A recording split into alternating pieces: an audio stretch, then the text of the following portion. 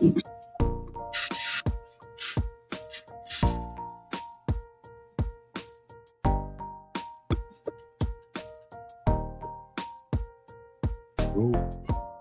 Whoa. Hmm.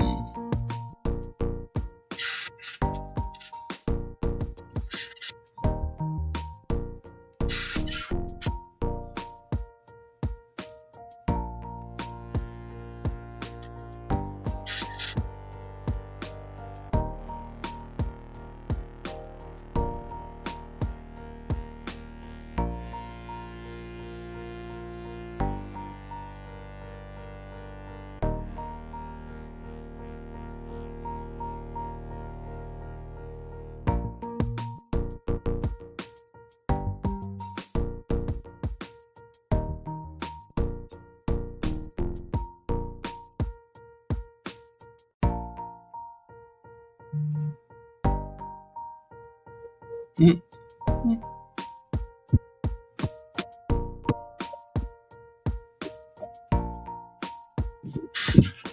Okay, it's time to rise and shine, Montgomery.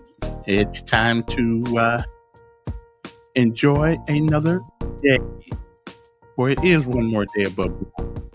Rather than the ground being above you. I say that a lot to be thankful for this morning.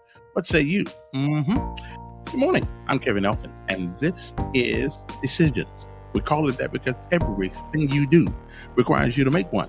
And even when you don't make one, well, you just made one. So you see, decisions guide our lives. Good, bad, and indifferent. It's pretty much all the same.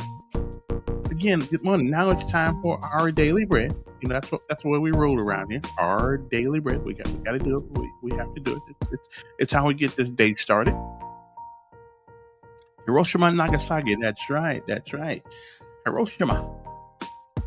But in America we say Hiroshima. But it's Hiroshima. Okay. So let's get to our daily bread, and then we'll get back to interesting council meeting yesterday. So yeah, it's always interesting down there. Okay, next up, it is our daily bread. A word from on high, something that'll change your perspective, or at least give you a new one. Either way, it's good for the soul. We'll be back.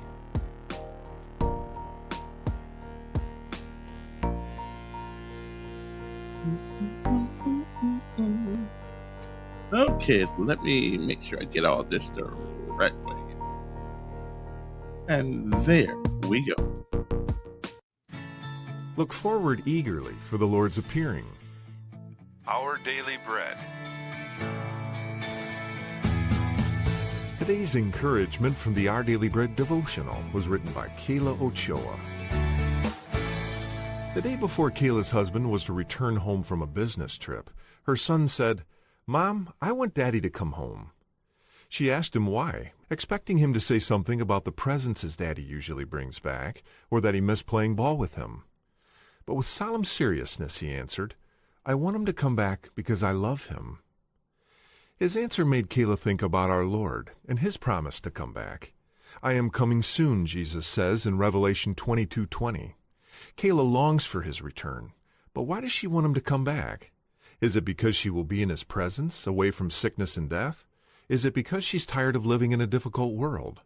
Or is it because when you've loved him so much of your life, when he has shared your tears and your laughter, when he has been more real than anybody else, you want to be with him forever? Kayla is glad her son misses his daddy when he's away. It would be terrible if he didn't care at all about his return, or if he thought it would interfere with his plans. So how do we feel about our Lord's return? Let us long for that day passionately and earnestly say, "Lord, come back. We love you." Today's Our Daily Bread devotional scripture reading is from Revelation chapter 22, verses 12 through 21. Look, I am coming soon. My reward is with me, and I will give to each person according to what they have done. I am the Alpha and the Omega, the first and the last, the beginning and the end. Blessed are those who wash their robes, that they may have the right to the tree of life and may go through the gates into the city. Outside are the dogs, those who practice magic arts, the sexually immoral, the murderers, the idolaters, and everyone who loves and practices falsehood. I, Jesus, have sent my angel to give you this testimony for the churches. I am the root and the offspring of David, and the bright morning star. The Spirit and the bride say, Come, and let the one who hears say, Come. Let the one who is thirsty come, and let the one who wishes take the free gift of the water of life. I warn everyone who hears the words of the prophecy of this scroll. If anyone adds anything to them, God will add to that person the plagues described in this scroll. And if anyone takes words away from this scroll of prophecy, God will take away from that person any share in the tree of life and in the holy city, which are described in this scroll. He who testifies to these things says, Yes, I am coming soon. Amen. Come, Lord Jesus. The grace of the Lord Jesus be with God's people. Amen. That's today's scripture reading from Revelation chapter 22, verses 12 through 21. Let's pray together now. Lord, please come back soon. In Jesus' name we pray. Amen.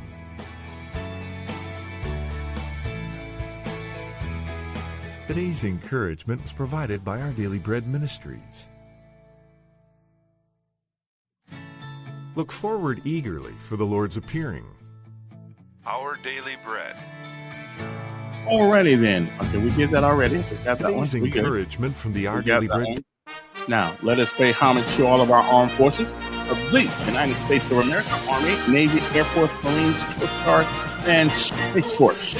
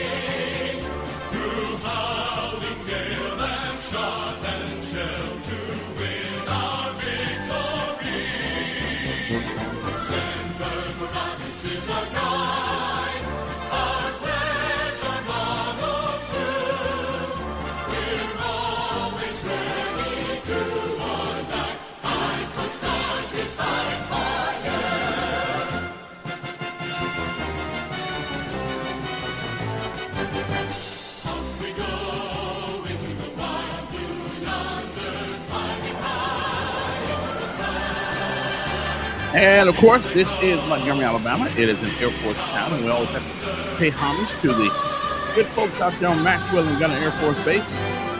Now, if I can just get a 141.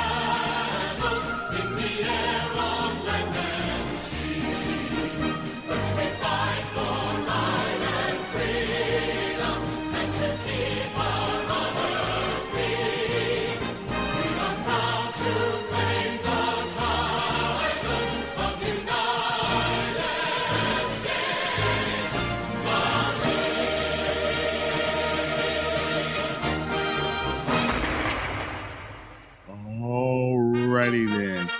Okay, we already did that. We already did that. Okay, we did that already. We got that. We got that roll. We already get that. It seems there was some interesting goings on yesterday at the. I meant to get down there, but I didn't get a chance to go down there to the city council. Hopefully, I think somebody sent me a well a edited piece. What's going on having at city council? So we're gonna see about that in a minute here. Now, whoever sent me that piece, how about send it to me in my messenger? That way, I can just bring it online, and rather than have to go through all this editing stuff. So I'm just send it to me in my messenger and Windows. My Facebook Messenger, and then therefore, all I have to do is bring it up. That's right. Just bring it up. That way I don't have to keep going through all this maneuvering. Anyway, good morning to you. First of all, before we get to anything, let's get to the weather today. It looks like it's going to be a little bit more like it was yesterday, as a matter of fact. For the rest of the day, it's going to be cloudy with and peaks of sunshine expected late, and so forth and so on. Let's see. Wait, my computer just went off. Okay, there we go. Let's go back to where we were. Okay, there we go. High around 89 degrees today, winds light and variable. On tonight, it is Wednesday, a low of 72 degrees. Sounds like good weather to me. 24% chance of precipitation. A few clouds, low around 72 this after tonight, and winds light and variable. On tomorrow, pretty much still the same with a lesser chance of precipitation, otherwise known as rain. Okay, unless there's something else that we don't know about. Okay, again, high tomorrow around 90 degrees. Actually, 90 degrees around here would be pretty much a good sign. Partly cloudy skies, high near 90. Winds east northeast at 5 to 10 miles per hour. Precipitation for the next 6 hours. They say you got about a 6% chance of that. Ragweed, pollen, and all that stuff. Well, I say it looks pretty good. It's high. But then again, it is like summer. Air quality is good, and the UV index is extreme, which is about 11, which it's okay because the sun's out, and it is summertime, and that's what happens. And when the sun comes out, that's what happens. Okay. The highest temperature on forecast for this day has been 101 degrees. So you see, we're still in pretty good shape, more than what we are. Okay. So good evening to everybody. I hope this day finds everybody doing well. What happened to City Council yesterday? Oh, now coming up at 8:00, he's scheduled to join us, the mayor, and maybe we can talk about a little something what happened at the City Council yesterday. But we'll see. But the mayor's that's around 8:00 today. Miguel, who's the mayor's spokesman, said he hooked it up for me. So I think he's gonna be here. He don't really ever tell me any fibs or anything. So we're gonna get him. I know it's gonna be a tough one for him because I'm gonna be hard on him. I'm gonna be so hard on the mayor that they're gonna think my name is Brick. Okay, not really. I'm gonna ask them some tough questions. Like, how's your family? Or something like that. I'm gonna be tough on. No, seriously, we're gonna have a decent conversation and about life in Montgomery and things of that nature. I don't know what happened. Something happened last night of the 1048 Club. Don't know exactly what happened. I wasn't there, but I did get some. Some news. So as soon as somebody send me some of that, good stuff out there, we're gonna make sure we have a conversation and talk to them. Okay, it's a great day to be alive. Yes, it is. Yes, it is. It could certainly be worse. Okay, it's a great day to be alive. It's always a good day to be on top of the ground, and the ground's of course not on top of you. Okay. So I think I did it. I did do our daily bread. Yeah, I did. Sometimes it goes by so fast. I feel like I'm missing something that I used to do on the radio. I feel like I'm missing something, but maybe I'm not. Maybe I'm just so fast these days in my older age till I'm sort of messing with myself. So did anybody go to the city council meeting last night and see what happened in the about the 1048 Club? I didn't know they were still around, actually, to tell you the truth. But you ever notice on the city council thing, they got buku. I mean buku people asking for liquor license. Is there any place in town that's a grown up place besides the water park? And I think they got a little. I think you can sell alcohol out there too. That can we have a place where we don't sell alcohol so I can go there and visit? Okay, besides the movie theater. Okay, as a matter of fact, I do believe that I believe you can drink a beer in the theater now. I'm not sure for that, but I think they said that up some years ago. But I just don't know. I kind of like not I mean, the alcohol thing is cool, but there's gotta be more things to do than you know than alcohol. You know, I mean, but there's always a plethora of people wanting alcohol licenses. Some get it, some don't. I think it's kind of I think there is no set in stone rules and regulation by which you can come before the city council and get it. I mean, they get to decide if you get it or not, and so they tell people if you're going to come down for an alcohol license, get the license first. Don't get the building first, and then get the license, because what's going to happen then is that you may not get the license and you already signed a contract with somebody. Okay, so I mean, I'm just saying that may be a pretty good idea, as a matter of fact. So as soon as I figure out where this let me see here. Oh, okay. Oh, there it is, right there. Okay, I feel you. Okay, I see. Okay, well, we got it. So we started 49. So, okay, we'll get to that in a second. Okay, after my break, I think she said you started 49 something. Evidently, something happened down there. It starts at 49. Okay, let me see here. Okay. Okay, let's see if we can get that in. See what happened down there. Okay, because we need to see these things. Okay, let me stop that right quick. Let me go share that page, because it looks like an interesting thing. I can understand the city council sometimes having arrogant attitudes. I mean, if you look at the city council, if you go in there, you see that big old thing they sit at. I mean, everybody's sitting down there looking down at us poor folks. They sit up there like, well, this is my kingdom. Okay, and it is. For the time being, it is. It is. They are in charge. They are the leaders of the. I don't know. I'm thinking maybe we should put the citizens higher up than the council, so they can always look up to us rather than we have to look up to them.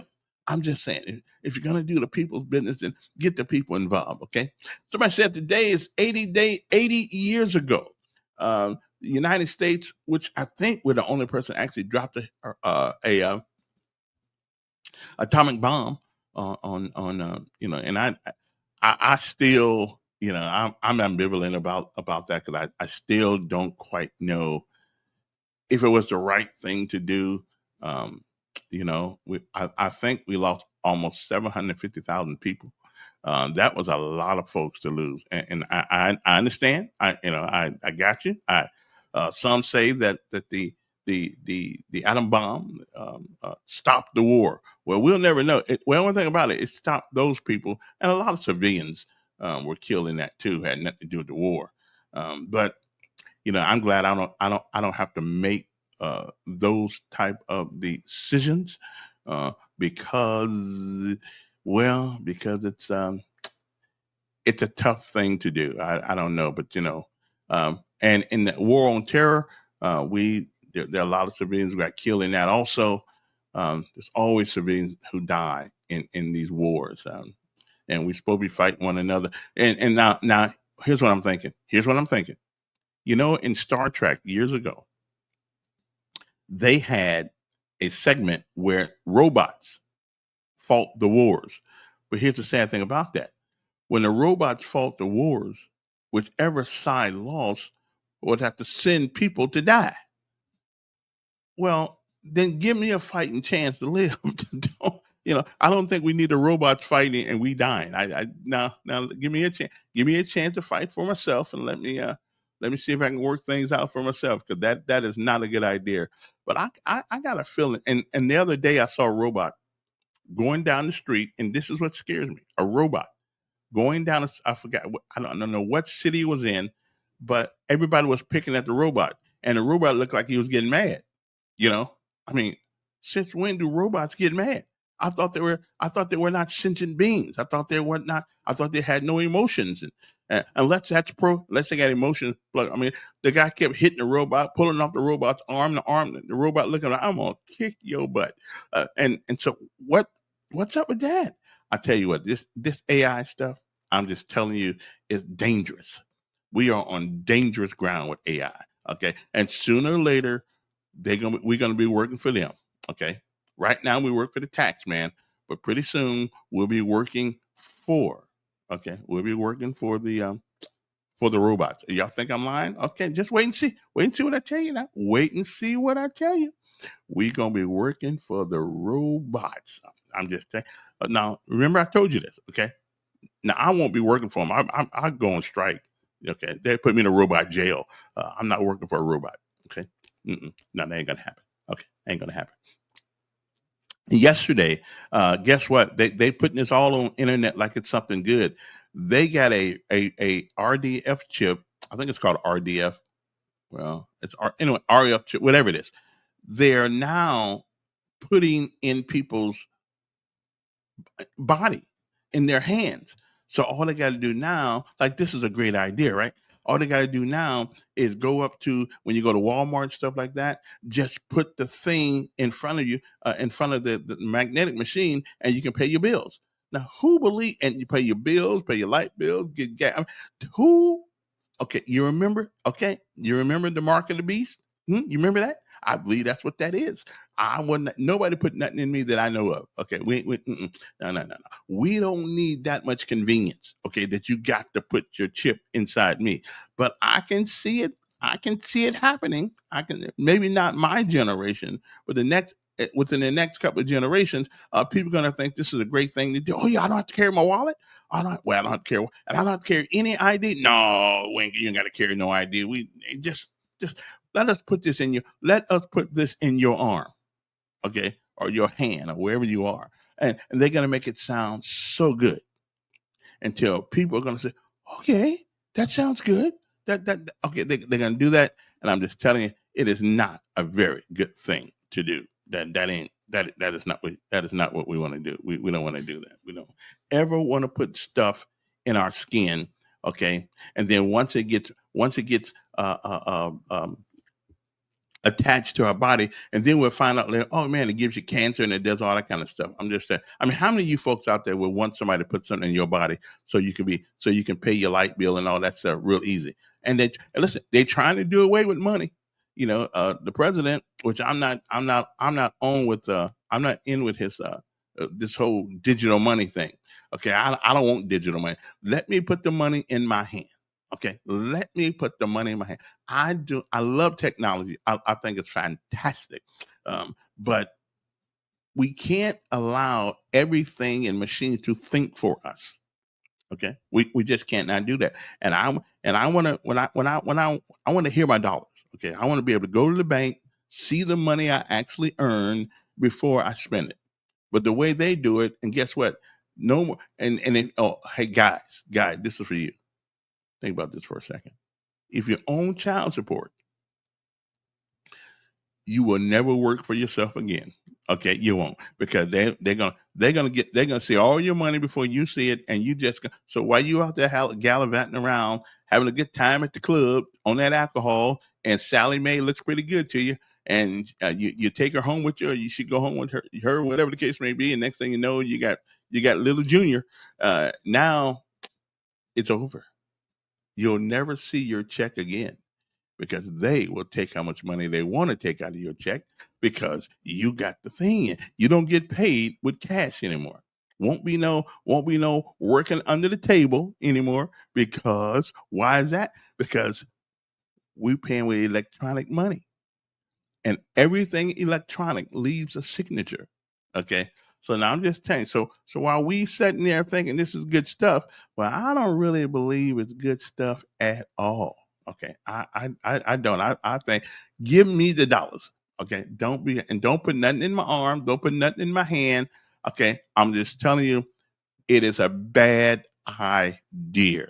A bad idea.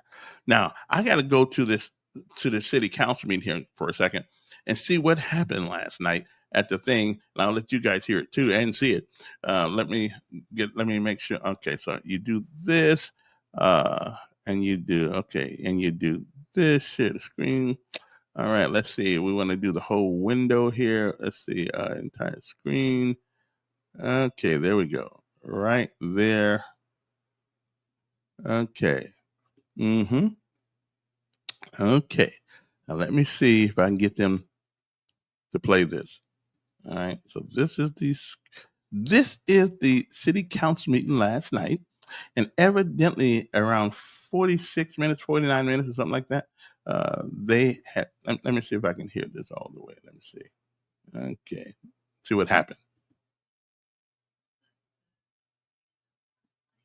Uh-oh. Doesn't seem that. Let me see if I can get that sound up there. There's Calhoun. Okay, let me get that. So we need to do whatever. Okay. So no one hit the top of the public hearing. Okay, we're getting there. Public hearing, you don't want like to be in favor or against this, I didn't please come forward. Mm-hmm. I can see another public hearing and held it's proper for the council. Mm-hmm. Yeah, we're good. The two parties are coming together this Thursday. We'll come back in 2 weeks. Okay. Can we get to the thing here we got to go to? Let me see.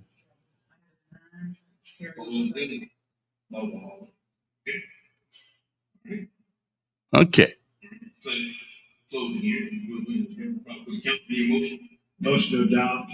All right. All in favor, please raise your hand. Okay, let's see what's going on. Thank y'all very much. Item 11, review of 1048. Okay, 1048 Club. Here we go. Here we go.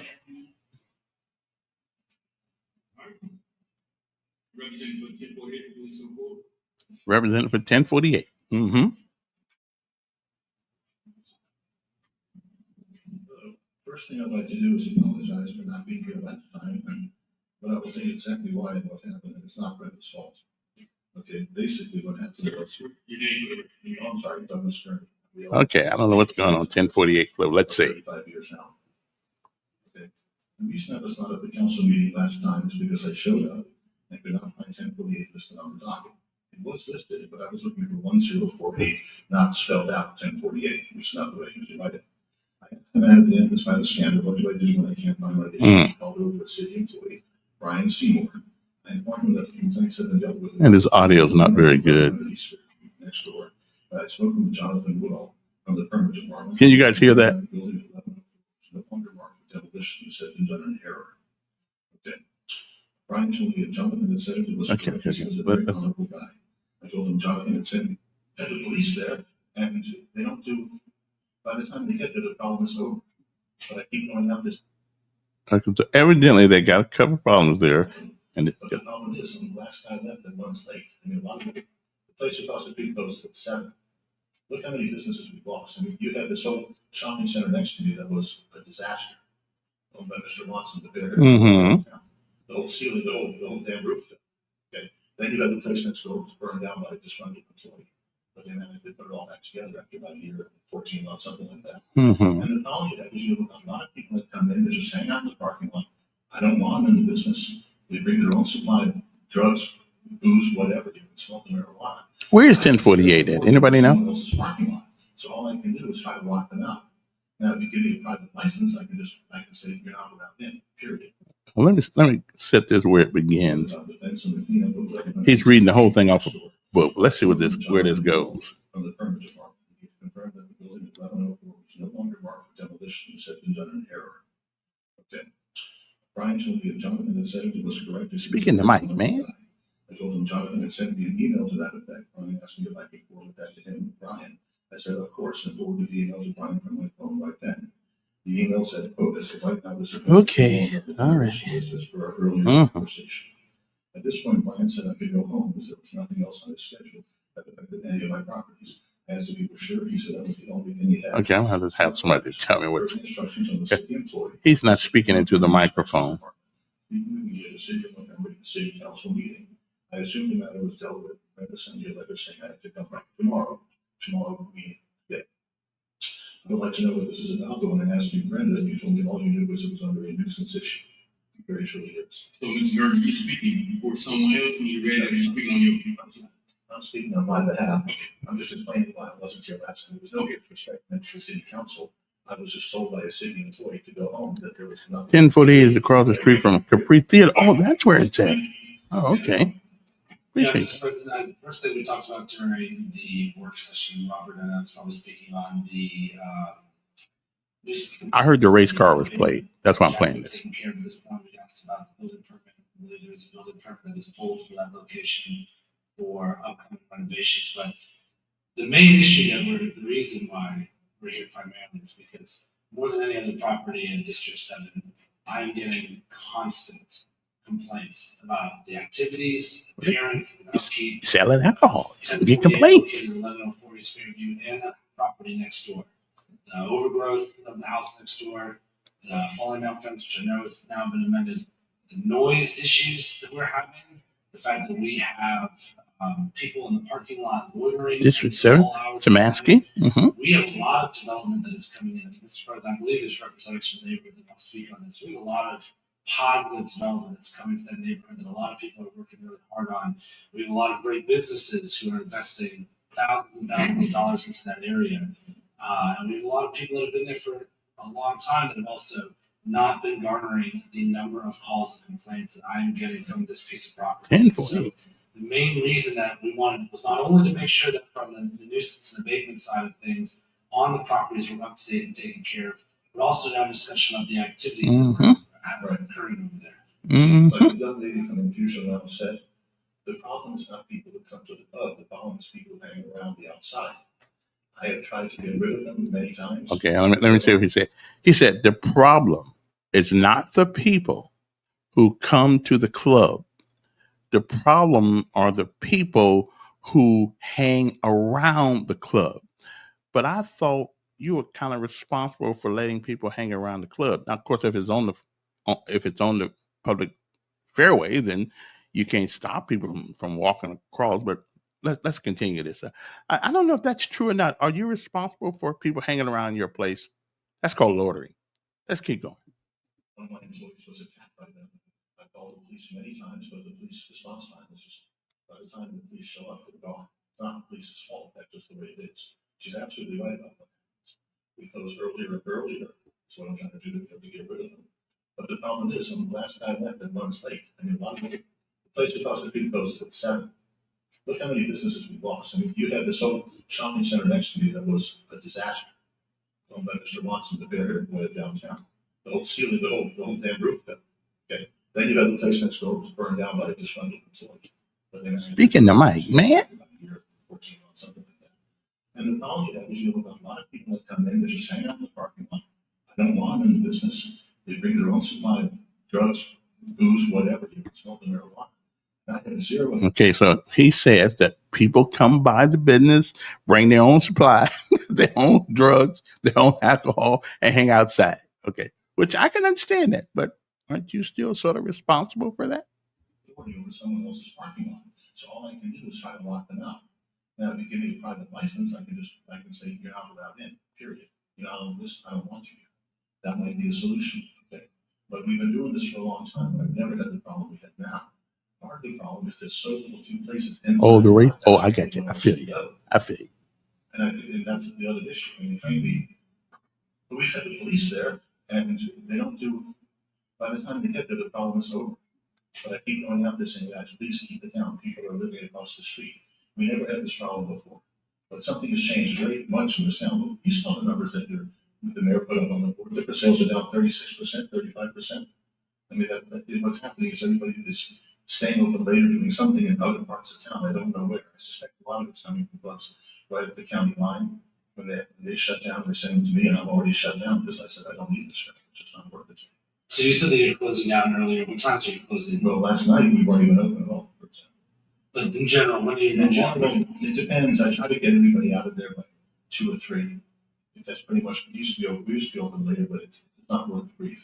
That is 2 a.m. is when, especially some of the new development that's across the street, the new apartments, is exactly when I'm having issues with people. But see, part of the problem is they want, in what you guys determined was an entertainment district.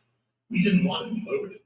That's something the city council went down. Entertainment district. Okay. I disagree with you on that. And also the entertainment district, what's happening directly adjacent to your Right, piece but of I'm property. saying, because everybody else does close earlier, that's true. Yes. I mean, but the problem is, now, we can try that, but you're still gonna have a parking lot problem, but at least it won't be my problem. I mean, I really would like to know which one, I mean, if you want me to have a limit of how many, let's be honest here, okay? If you want me to put a limit of how many black customers we're allowed to have? Is that- Whoa. Well, that is not at all what we're talking about. Whoa. Wait a minute. The guy said, "You want me to have a limit how many black customers I can have?" So that's who's doing all the mess up over there. Delivering into all hours of the night. We have a lot of development that is coming in. As far as I believe there's representatives from neighborhood that will speak on this. We have a lot of Ooh. positive development that's coming to that neighborhood that a lot of people are working really hard on. We have a lot of great businesses who are investing thousands and thousands of dollars into that area. So it's the black people. It's the black people making all the noise. I've also not been garnering the number of calls and complaints that I am getting from this piece of property. And so the main reason that we wanted was not only to make sure that from the nuisance and abatement side of things on the properties were up to date and taken care of, but also to have a discussion of the activities that were occurring over there. See, like the Okay, here he goes. Here he goes. The problem is not people who come to the club, the problem is people hanging around the outside. Okay, so he said the problem is not the people. Hold on. He said the problem is not the people who come to the club. It's the people. Hey, look who's in back of him over there. Look who's Roll Tide is over there. Look who's in back of him. Looking all mean. Anyway, let's keep going here. Oh, this is getting good. I've called the police many times, but the police response time is just by the time the police show up, they're gone. It's not the police's fault. That's just the way it is. She's absolutely right about what happens. We close earlier and earlier. That's what I'm trying to do to get rid of them. But the problem is, when the last guy left and runs late, I mean, a lot of the place across the street closes at 7. Look how many businesses we've lost. I mean, you had this whole shopping center next to me that was a disaster. Owned by Mr. Watson, the bear way downtown. The whole ceiling, the whole damn roof fell. Okay, then you had the place next door was burned down by a disgruntled employee. But they managed to put it all back together after about a year, 14 months, something like that. And the problem with that was you have a lot of people that come in that just hang out in the parking lot. They don't want them in the business. They bring their own supply of drugs, booze, whatever, you can smoke them marijuana. And I have zero authority over someone else's parking lot. So all I can do is try to lock them out. Now, if you give me a private license, I can say you're not allowed in, period. You're not on this, I don't want you here. That might be a solution, okay? But we've been doing this for a long time, and I've never had the problem we have now. Part of the problem is there's so little few places inside the bypass for anyone else to go. And that's the other issue. I mean, we had the police there, and they don't do, by the time they get there, the problem is over. But people are saying, guys, please keep it down. People are living across the street. We never had this problem before. But something has changed very much in the town. You know what changed. The mayor put up on the board, liquor sales are down 36%, 35%. And what's happening is everybody is staying open later, doing something in other parts of town. I don't know where. I suspect a lot of it's coming from clubs right at the county line.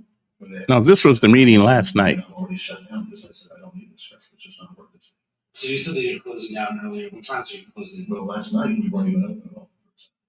But in general, when do you In general, it depends. I try to get everybody out of there by 2 or 3.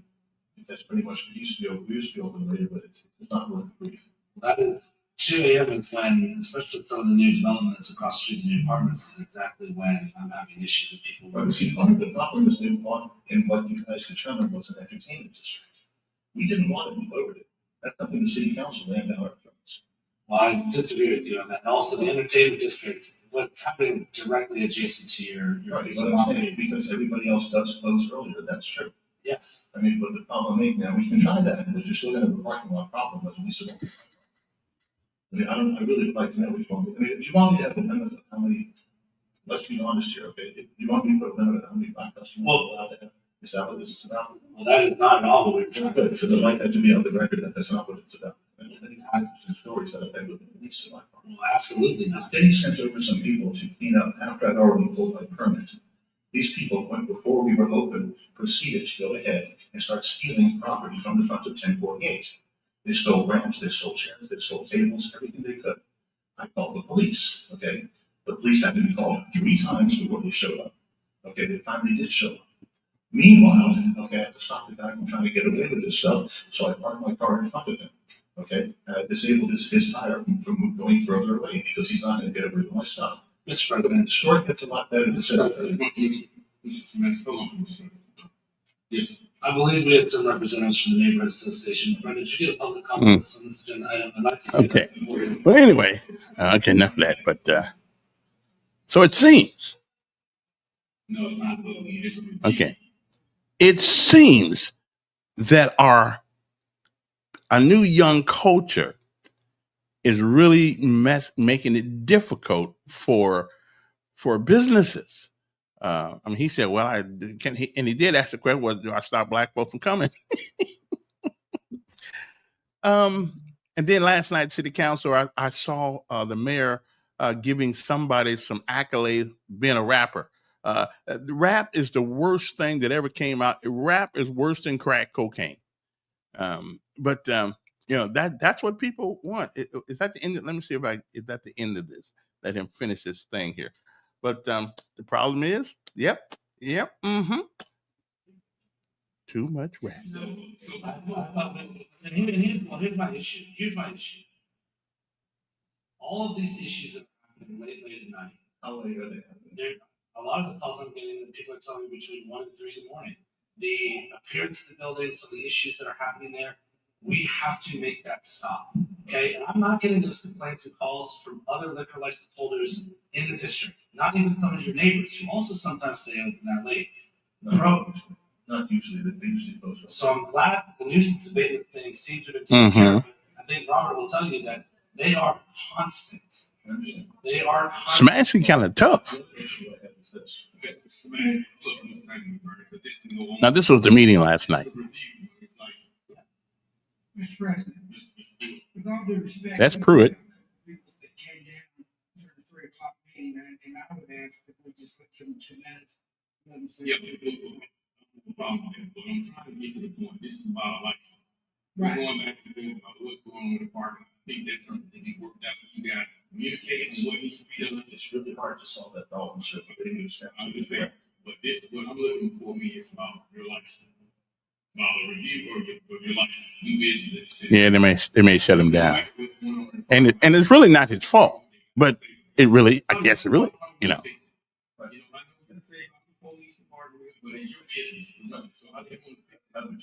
Take the age limit up, man, to 50.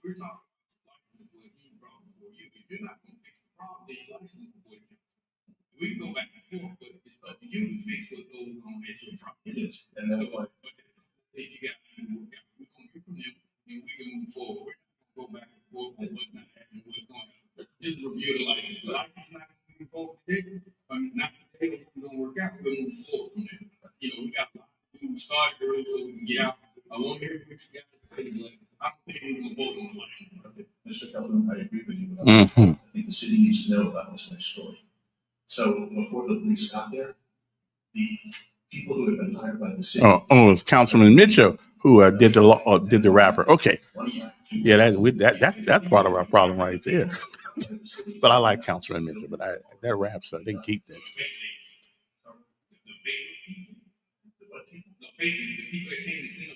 But I saw the mayor on taking picture with him. Yes, they ended up threatening us with knives, with sticks, and with burning down the building, which I called the FBI about because threatening us is a federal crime. Okay then. Well, the policeman showed up. All right then. Supervisor out. Okay. Well, listen. The best part about this whole thing, the guy said, "Do I have to limit how many black people are coming here?"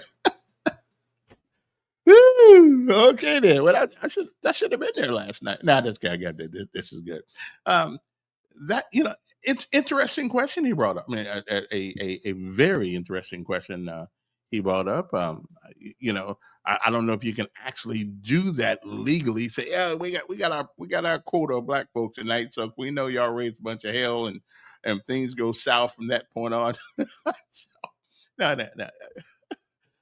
I don't think I ever heard anybody say it. Now I've heard people think it, but I never heard anybody say it. And how do you solve that problem? I mean, you live in a town, you live in a town that's predominantly black, and so most of your clientele, especially at that time, will be black.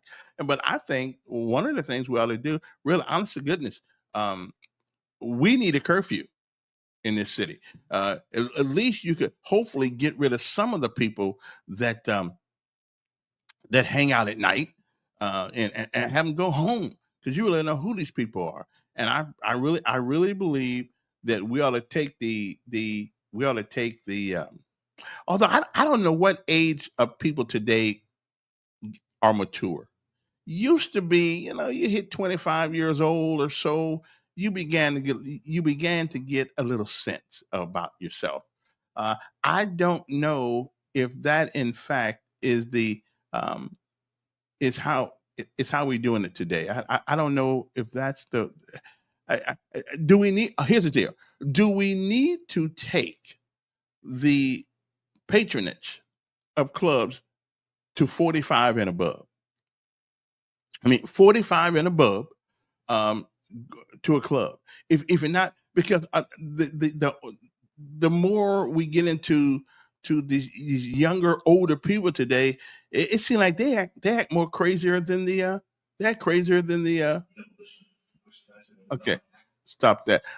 They're acting crazier than the rest of the people are. So I don't know what the answer is, but I know one thing, that people have gotten more uh, less discipline in the streets today. And listen, it is what it is. Most of the clubs you hear about that are catching hell from our young black males. I mean, that is what it is. But if you're gonna live in a city and you're gonna sell that alcohol like y'all be doing, then you gotta take all comers, or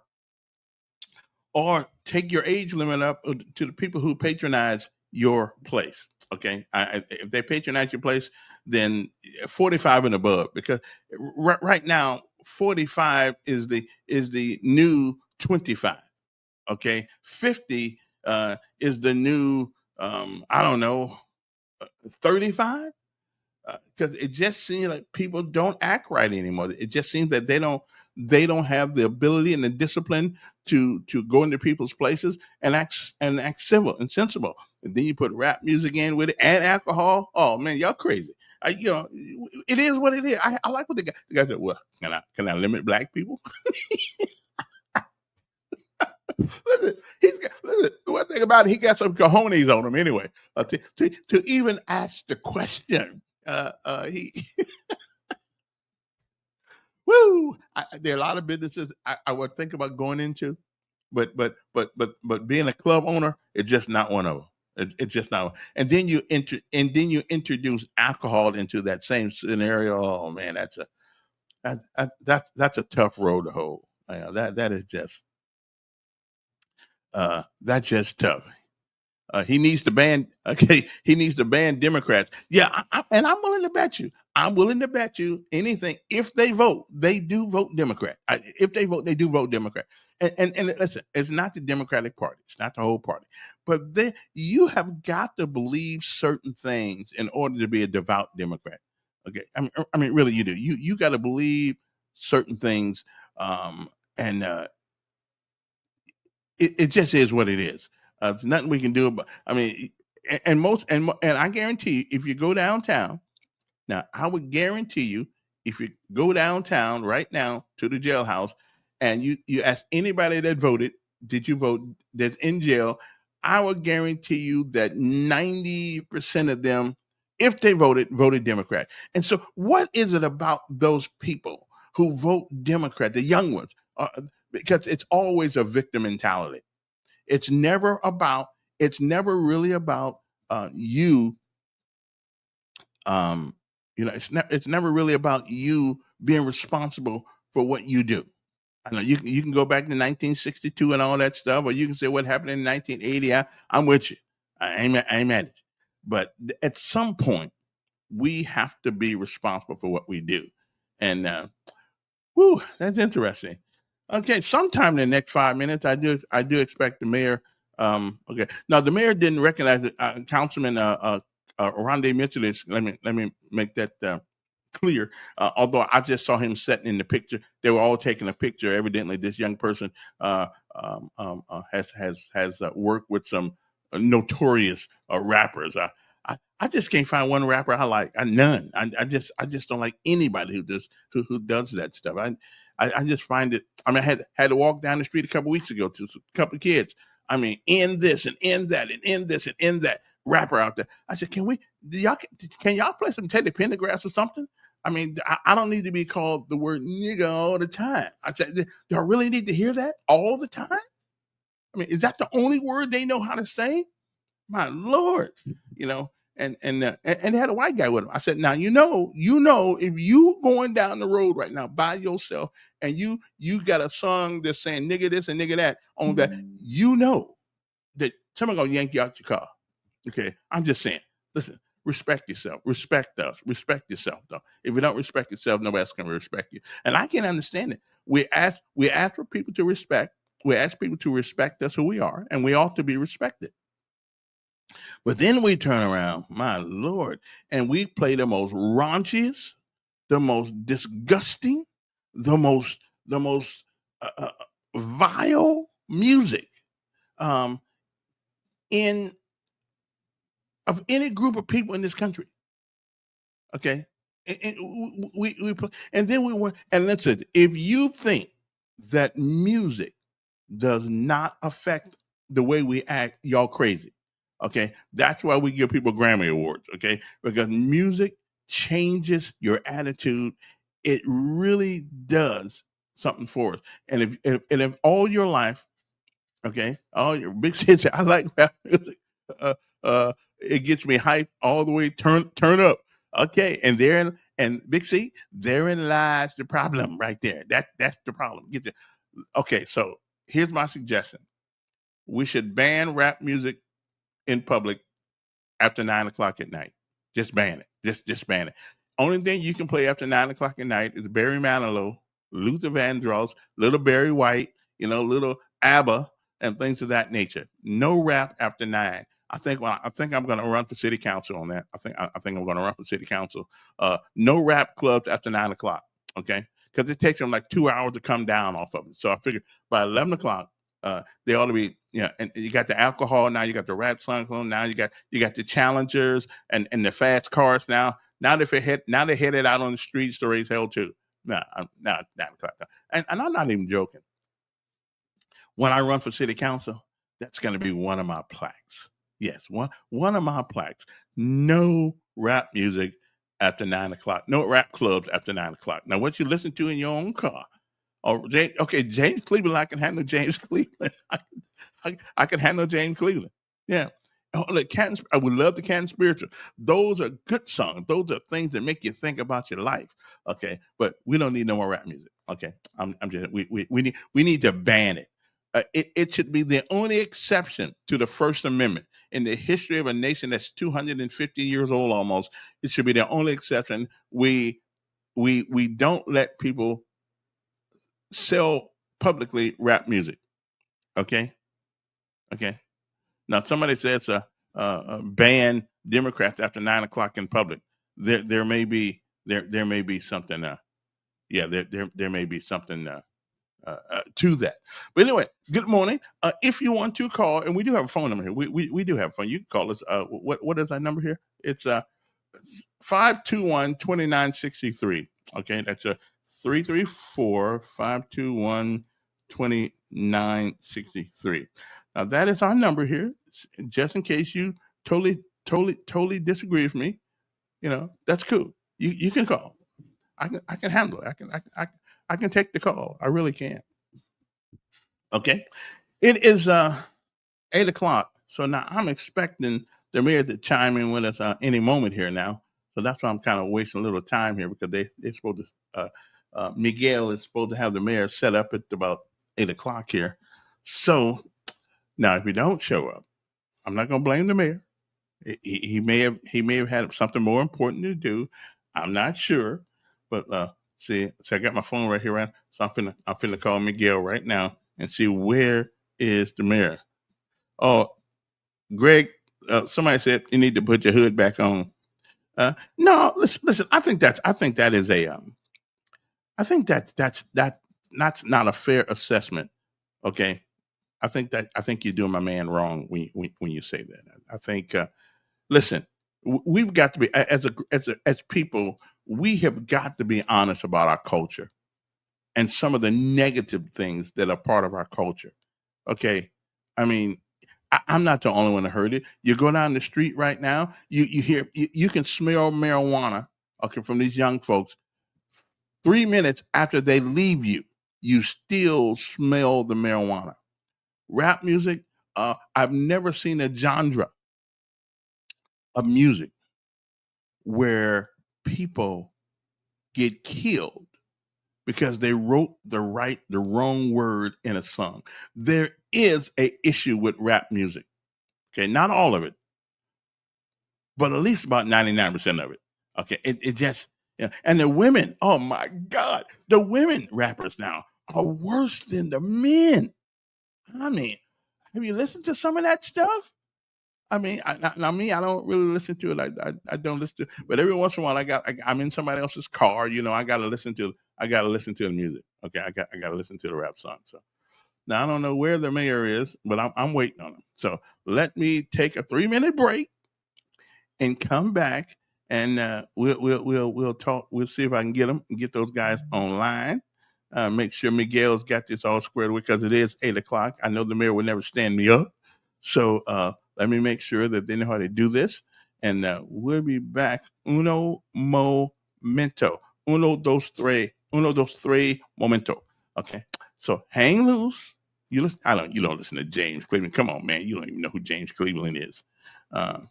They banned. Well, now they did, didn't they? They did. They did ban the band of Dixie, but we allow rap song. A couple of years ago, when they said something about George Bush or something like that, they did. They banned them off. They moved them off the radio. I mean, what kind of stuff is that?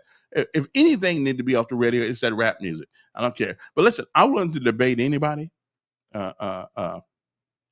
He has a city. Yeah, we know he has a city to run. I live in a city too. Yeah, I got a city to run too. Okay, I'm doing it right from my chair here because that's why I'm the mayor of. I am the mayor of the podcast people. Okay, I used to be the mayor of the airways, so I'm running the city too. Okay, so let me take a little break, see if I can find these folks, and y'all hang loose, and I'm gonna take a break and see if I can find the mayor, see where he is. Right, he may be out there talking to the president or something like that. I don't know, trying to get some money. Okay, I mean I know he has a city to run. We get. I feel you on that. Okay. So we'll be back. I mean, don't y'all go into place. I'm not quitting this morning, not this quick. Okay, so we'll be back. Hang loose. We'll be right back. I got 3 minutes, and I'll be back. 3 minutes.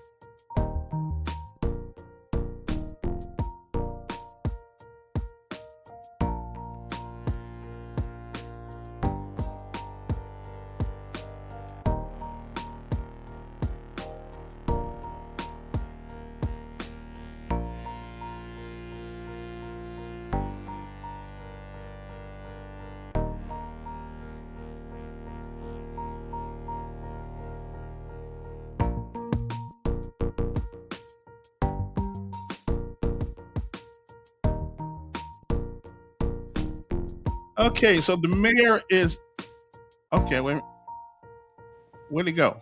He was right there. What happened to the mayor? He was there. Okay. All right then. He was there, but then he left. I don't know what happened to him. I'm waiting for him. Okay, there he was there. Mayor, call back. We'll wait on you. Okay. I'm trying. You right to get here? him. Oh, Can you hear me? Oh, I can hear you, but I can't see you. All right, we'll get that worked out. Keep on talking. Yeah. You sound better on the let me on this than you do on the phone. Let me turn this junk off right here. Okay, not junk. It's my professional stuff here. How you doing, Mr. Mayor? Hey, I'm doing well. Kevin, how about yourself? I'm doing fine. You know, the people want to see you though, man. You gotta turn the camera on. Well, listen. Let's first of all be glad we connected. I can't find you. You can't stay anywhere more than 90 days. Can you make it out of Can you make it out of probationary period, Kevin? You know. Well, listen. 31 years, 34 years on local radio after all that. You know, listen. You know, I went to the wrong side of town, Mayor. You know. Well, you gotta be careful about those kind of things, now. Okay. Okay. Listen, gotta know where you're going. How's that? Oh, there's the mayor right there. I knew you were somewhere around here. Anyway, well, first of all, let me say good morning to you and thank you for taking time out your day before I ask you these tough questions to join us. We appreciate it because I know, you know, I told you I'm gonna be hard on you. I mean, I'm gonna be real hard on you this morning. You need some hard. I mean, I look at the city council. I think y'all must be going out to dinner at night because ain't nowhere that tough on you at the city council meeting. You know, sometimes we had conversations, you know, before we get to the council meeting, after the council meeting, you know, in between council meetings. So, you know, we have conversations about the direction of the city and what we need to do to move it forward. So, you know, the council meeting is really more so for the people to come and bring their issues and highlight, you know, some of the things they want us to do a little bit more. They want to focus on, and then we got to take care of the business, you know, of licenses and zoning and approvals and all that. So, listen, when you're in a growing city like ours, that's a lot on the agenda. So we have hearty discussions. Okay. You know, the one of the things that we I might as well just ask you this one tough question, right? We can get it over with. A year or so ago, we gave Live Free $1.7 million. The county gave a 1 point something million dollars. That was about $3 million we gave this organization. I haven't seen any Live Free projects or anything, at least not publicly. Where's the money, and why do we give them that kind of money? Yeah, well, we had to go through that money. First of all, this came from the Biden administration. So I want to be clear because I'm gonna come back to that point in just a little bit. All right. That came from the American Rescue Plan Act, and so that was federal dollars that, luckily for us, local communities were able to go after it. It didn't all go to the state because when things go to the state, many of your callers don't pay attention or don't comment on what happens at the legislature. They don't follow the money there as close as they do at the city level. And so when it goes to the state, it tends to get rerouted, you know, a lot of different ways. And we were able to get that money at the local level to really combat violence that was happening with a post-pandemic high that we saw spike in the last 30 years right after COVID. And those federal dollars were run through a process where you had to apply for those dollars, fill out not just an application, but a proposal about what you would do programming wise, and how you would go about utilizing those taxpayer dollars to do the things you said you were capable of doing, whether that was hospital-based intervention, whether that was community violence intervention, and that sort of thing. So Live Free was the organization that, one, came highly recommended to us from other cities. Two, have been doing this work in other communities similar to ours to reduce violence, to break the cycle of violence in various communities. And it had the best proposal and the best approach to do that, working with Crime Stoppers, local organization, working with Helping Montgomery Families Initiative, local organization, but kind of upping the level of work that they were capable of doing and things that we had seen done from Baltimore, which is now experiencing a 50-year low in homicides, cities like Newark, New Jersey, and other urban areas that we thought we wanted to model our proactive crime fighting steps with. And so they were the organization that had the best proposal. They've been on the ground now for a few months. I didn't expect them to change what's been happening in Montgomery for years. overnight, but I think so far they're off to a very good start, and they're off But to doing what have that they with. done though? What Well, we don't see anything. I don't see any live free events or anything like. I mean, well, for that kind of I'm glad money. you said. Listen, I'm glad you said that because there's some people who criticize the city for doing too many events, right? Mhm, So mhm, you get cuss going, you get cuss coming. mhm. Um, there's some who say the stop the violence prayer walks are useless. There's some that say the city does events with the Office of Violence Prevention. What good does that do? So you got those critics over here, and then you got the critics over here who say, well, we don't see what they're doing. My goal is really not for us to see what they're doing, but to feel what they're doing. And that takes time. And I think so far they're off to a good start to working with people like Pastor Ed Nettles and so many others in this community who have been on the ground working in the streets and working in the communities to reduce violence for many, many years, Well, much longer than I've been in office. Mr. Mayor, let me ask But you a I'm question. glad to have him as a partner. Yes, Let me sir. ask you. $3 million would have went a long way for the local people here who do all kinds of work directly. Who they know our cities, they know our Yeah, kids, they know our schools. yeah. Have we ever given them $3 million? Well, listen. First of all, I just mentioned two local organizations that Well, have a part of that. So all three did not go to Live Free. So let's clear that up. All 3 million did not go to Live Free. okay.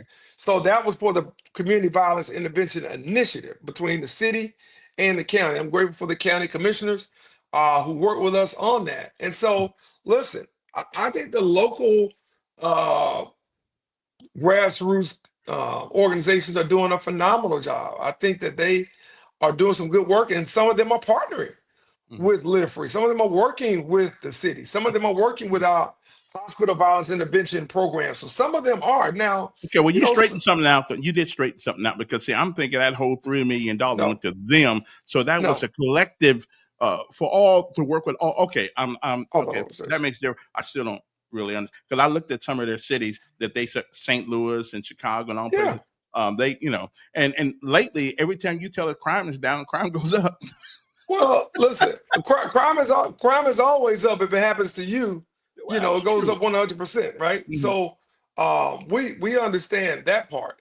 What I would say, for some, the narrative is always going to be crime. Kevin, listen, let's delve off real quick.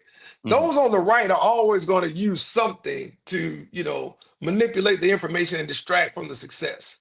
All right. When you're winning, they're going to find a reason why you're not winning enough. When you're losing, they're going to say, well, you should be winning.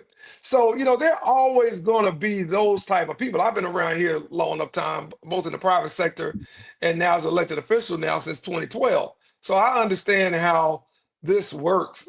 It doesn't deter me. It doesn't distract me from what we're doing. I think the numbers of crime being down significantly, over 28% in the first half of this year, it is a major, major story for us. It's a major story for the community.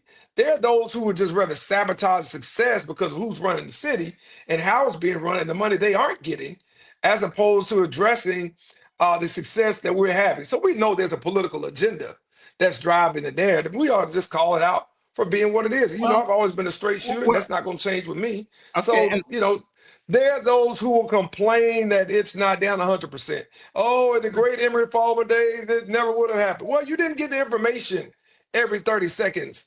You didn't have Facebook. You didn't have social media. You had Bob Howell, Bob Ingram, Kim Wallace, and those folks, and you had a little bit of radio, so you didn't know what the hell was happening, mhm. like you do now. So, they're But always that's why we talking got a about that's the why we got glory a young days. that's why we got a young mayor in there though, somebody who can maneuver in that environment. Let me ask you a question.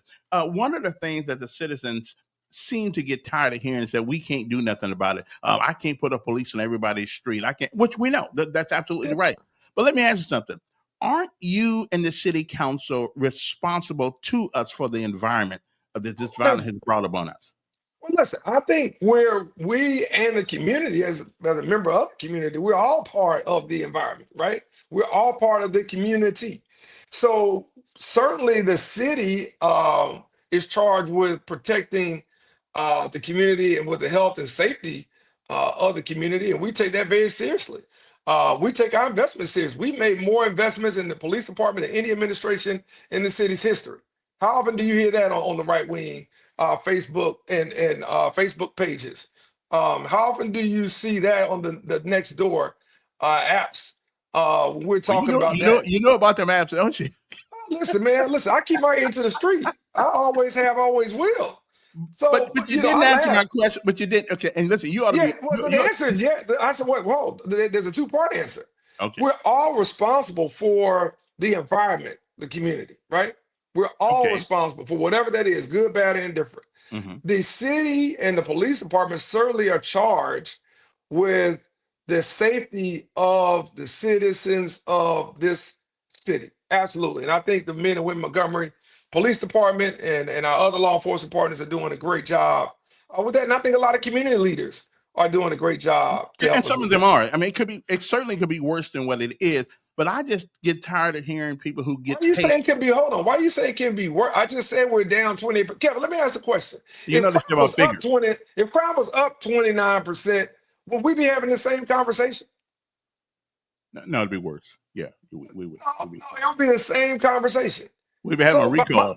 my thing is, well, listen, I'm gonna win. I'm gonna win. I ain't lost an election yet. I ain't lost one yet, Kevin. Okay. All right. But let me ask you a question. Let your folks know. Okay, speaking about our police department, which are great, why can't we concentrate on local people to fill slots that are available rather than go all the way to Baltimore, Maryland, and get a woman who's 5'2", who can't rest nobody by herself?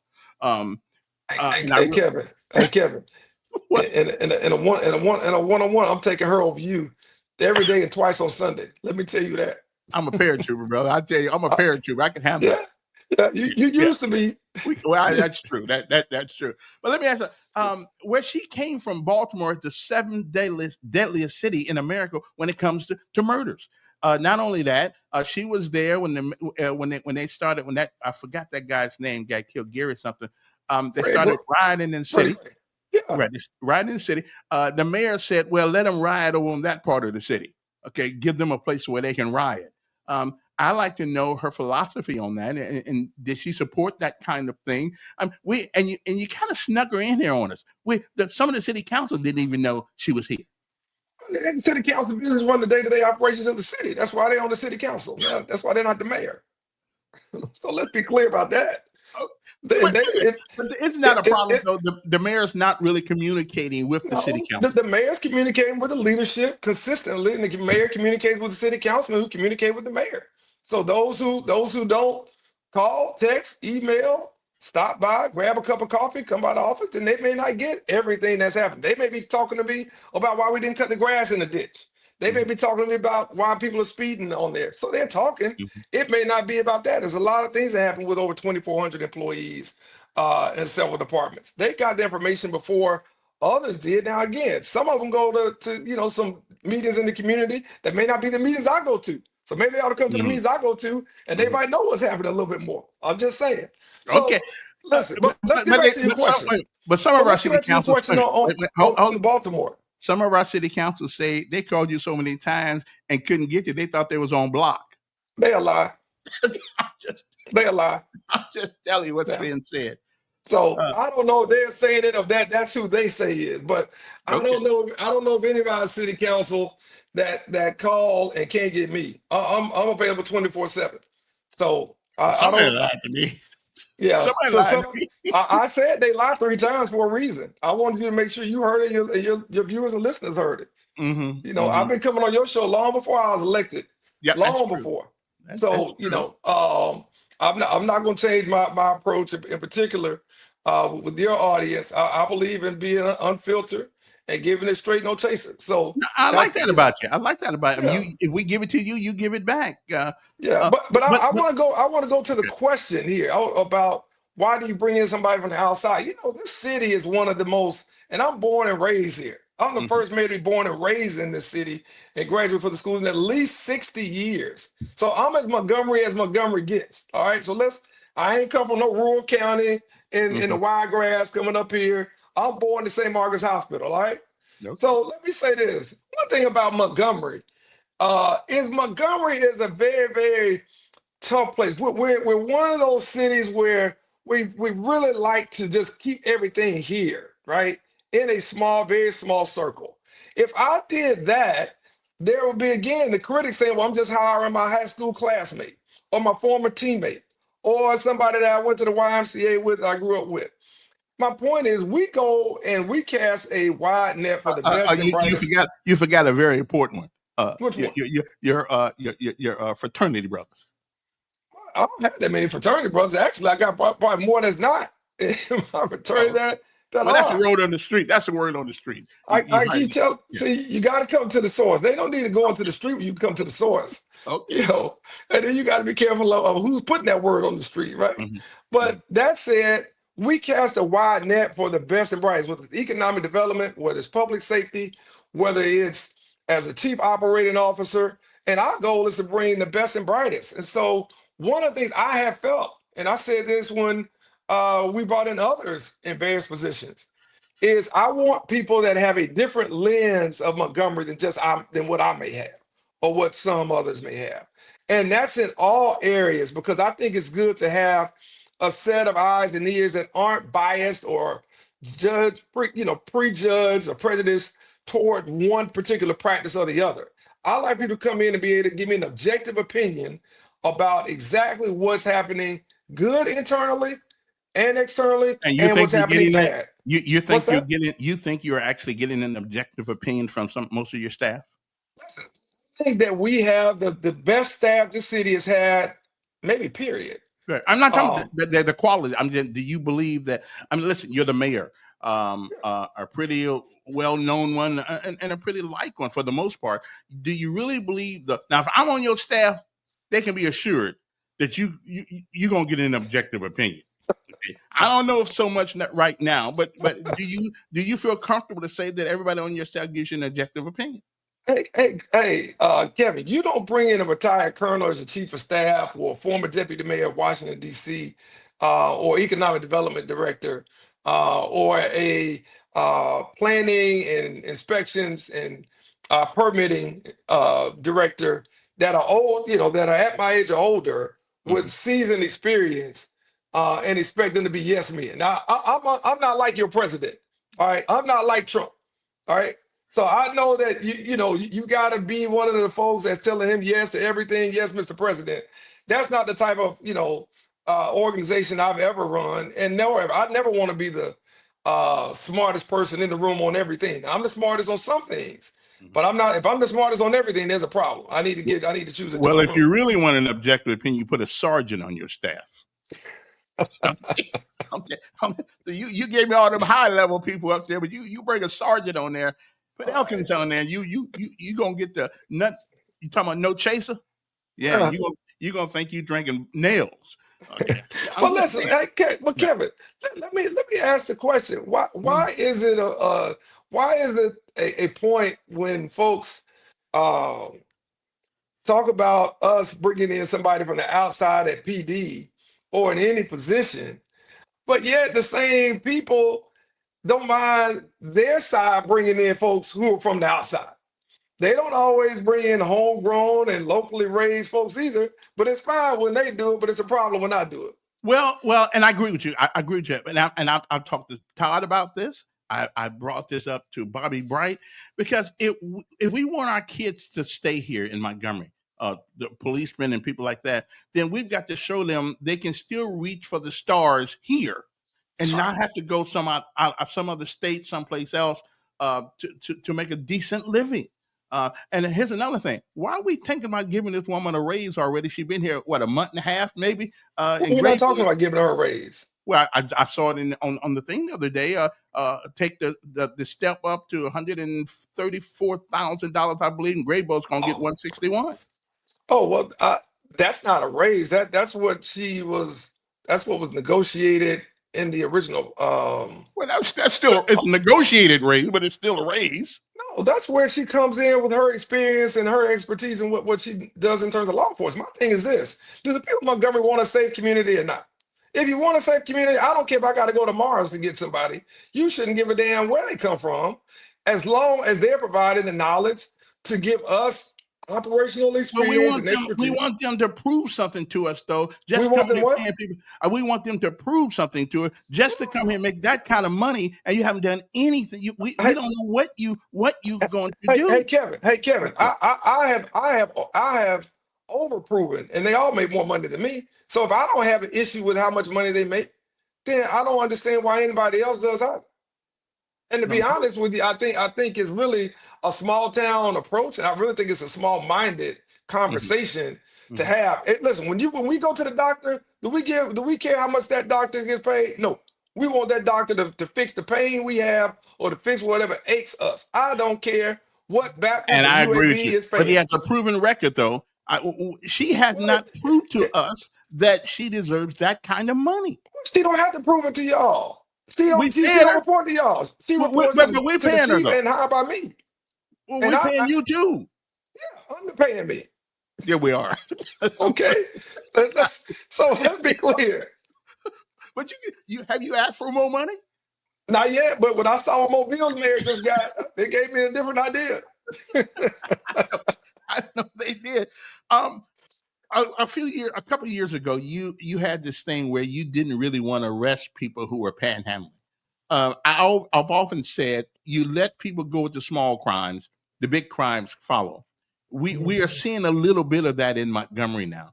And I understand you had a nice heart, a big heart, and all that stuff, and that's great. But that kind of attitude lends itself to letting other things go. What say you? Yeah, I totally disagree with that. We I know don't you want to would. arrest people with mental illness. We don't want to arrest homeless veterans. We don't want to arrest women with children who've been put out. We're trying to get them the help and the support.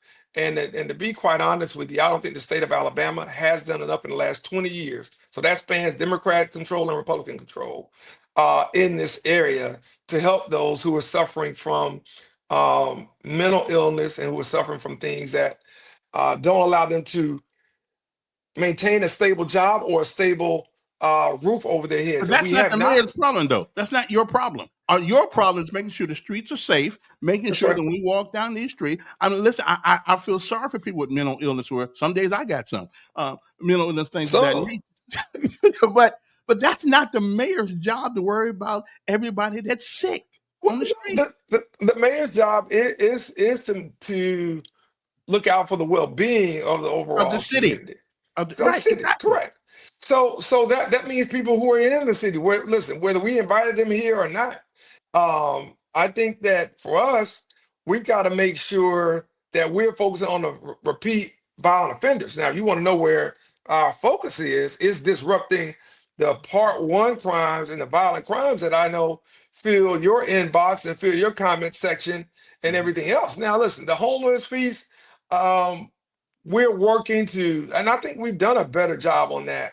But right now, where do we put them? We don't have enough places right now. If I went and scooped all of them up, where do we put them? Where would you have us house them, and who would pay for it? Give me that answer. I'm gonna. Hey, you on there with the mayor? Hello. Hello. Yeah, you're on there with the mayor. Oh, I didn't know that. How you doing, Mayor? I'm doing well. Yourself? Hello. Yeah. Yes, sir. I'm not here to respond. Talking about you the mayor, or you talking about the mayor of Montgomery, the mayor of Airways? There's only one mayor on this call. I don't know who. You talking about you, the mayor? Not talking about the Mayor Reed. Yeah. Mayor Reed's on there. He's not saying anything. What I'm saying, I don't hear anything. Okay.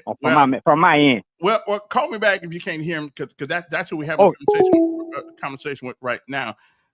One other thing that I think that we need to get on you about, and that is, Mr. Mayor, that is, well, I ain't even going to go there right now. You just finished what you were saying. Oh, go ahead. You're getting older, and this. I don't want you to lose your thought. Now, go ahead. We got some time. Well, my problem is that with Tumpka, Millbrook, Tuskegee to a certain extent, also Prattville, why don't they seem to have the issues of crime the way we do? And I realize they're smaller community. I got that part, but you still got they're still human beings. Yeah. So why does it seem that we have a lot more violence in this city than the city surrounding us? Is it strictly population? I think it's Other no. philosophy? I think it's one, population for sure. I think two, because of the density of the city, a lot of things that lead to crime, take place here. Now, those cities, and I talked to the mayors enough there, that they had their challenges, but they're different type they're bedroom communities, so they don't have the level of activity that we have here. Listen, that's good for them. Um, I'm not wishing for our crime to be somebody else's crime. I wish that we didn't have crime, period. Right. So, it's good for them, but they don't have some of the community challenges that we have, in part because of the people.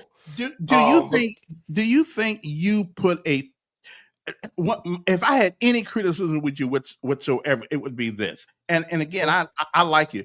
You're the only politician my whole life I've ever wrote a check to help their. Okay, it wasn't a big check, but did you write that check? No, wait a I second. did. I did on your first campaign. You're the only person I wrote Why, a check why not to. on the second one? Because the money was tight. Oh, okay. All right. That's fine. I understand that. That happens. That happens. All right. But I didn't know you wrote one. Listen, okay. yeah, you're the only person I ever did to. Because and again, I still believe in you, but I think you come across as weak often. You don't seem to put a strong veneer out there. So I want you to get on the TV one day, and hit the podium, and say, "Listen, cut this crap out in this city." Okay, I mean, you come across as this nice guy, which is cool, but you know what happens to nice guys? They finish last. Exactly. So you need to be a little tough. You need to put a little tougher in there. If not you, someone in your administration needs to come out and say, "I will put a boot in your butt if we don't straighten this up." Well, listen. I think that I think the data shows, and the investment of taxpayer dollars shows, that we take public safety seriously. We're serious about it. I just said last night at the council meeting, we plan to put even more in terms of technology with cameras, from traffic cameras to speed cameras, and we've already got our drones up and going. So I think we're using every method we can to beat up. Look, I do understand some of the political theater that some might appreciate. I promise you, whenever that happens, if it happens, it'll be authentic. It won't be sincere. I guess I want you to be sincere right now. I want you to put your foot on the thing and say, we're gonna put a foot on your neck. Well, listen, let me say this. I'm gonna go back to a topic you brought up earlier. You don't bring in somebody from the streets of Baltimore who's been on those streets and risen through the ranks for 20 plus years, male or female, if you don't plan on putting your foot up somebody's behind. That's not what that move is about. It's to make sure that, and you don't bring in an advisor like a former police chief of Mobile, and former director of public safety, Lawrence Batiste, that we have as an advisor to us, if you don't plan to do that. Does he still work? Does he still work for us? He's back now. He had to take a leave as he ran his campaign, but he's back now to give us feedback, and again to make sure that we're looking at what Mobile has done, which Sandy Stimpson I think has done a good job down there, and those guys. And to see, okay, where how do we compare? It's no different when football season or baseball season. It's no different than organizations looking at what their peer organization is doing and making sure they're doing the same, if not better. And that's what we want to be. We certainly don't want to be behind. You did something the other day though that I like. Old folks homes. Senior citizens homes. That's right. Get it right. The other day, senior citizens are old folks though, but we don't like that name, old folks, for some reason. I don't mind being called. We're better old than cold, so I have a problem with that. But that housing complex over there, where's that located? You were in front of the other day.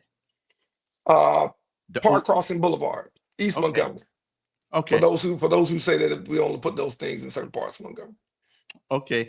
Somebody just told me that you are addressing affordable housing. You partner with the Habitat for Humanity and brought in a housing director to address affordable housing. Now, and I think it's a great idea. But let me ask you something. That's not going to make me affordable because you say it is. if I don't have the revenue, I agree. the money to get the affordable housing, then it might as well be $1 million. We bringing in some high tech businesses into the city, and to you, I congratulate you for that because I think you're responsible for that. But what good is that if we don't expect a pursuit of excellence in our education system? You got nothing to do with it. But now, it just, I don't right now. I thought that's where I thought we were going to talk about that. Yeah, See, well, I thought we were going to talk about that. Well, you can talk about it because until we do, are we going to be giving a whole lot of people jobs to live outside Montgomery? Yeah, listen, and while Montgomery is the heartbeat for the River region and for Central Alabama within about an 80-mile radius of here, I'm elected by the people of Montgomery, so I do realize that, and we don't mind people coming in from outside Montgomery to work here. They ought to be taxed like they are in Birmingham and in Auburn and some of the other 26 cities that have that tax. But at the same time, I think we can't wait until people catch up to put the economic development plans in motion. We know we have to be in a more knowledge-based economy. And I believe that our education system can reach the level of excellence. That's both, traditional public charters, independent schools, all of them. But we have to double down and we have to focus on, exactly where we want this community to be and what we're willing to do to get there. That means sacrificing again.